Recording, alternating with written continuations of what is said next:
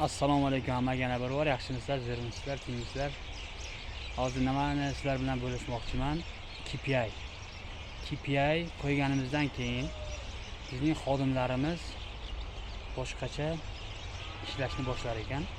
Yana undan keyin eng qiziq joyi shundaki, misol biznes egasi bitta o'zi KPI qo'ymagan holatda Alloh ishimni omadini ber deb kecha kunduz duo qiladigan bo'lsa, KPI qo'ygandan keyin uning butun komandasi Allohdan so'raydi-da, ishni rivojini berishni.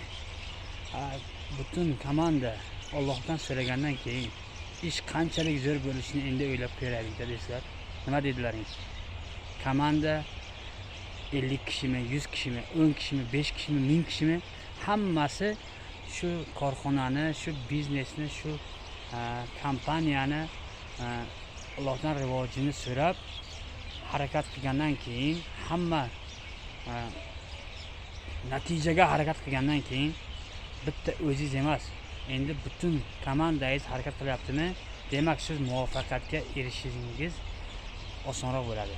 Shuning uchun ustoz aytgandilarki, agar komanda harakat qilsa, butun komandani harakat qilishga undasalaring, komanda $1 million ga kompaniyani chiqarishga yordam beradi. Shuning uchun biz KPI orqali bitta najot topishimiz mumkin kompaniyamiz, korxonamizda. Bu KPI'da qanday bo'lmasa ham, qanchalik qiymati katta bermasangiz ham qo'yib ko'ring. Natijasi zo'r bo'ladi inshaalloh. Men qo'ydim KPI'da. Sog' bo'linglar, salomat bo'linglar.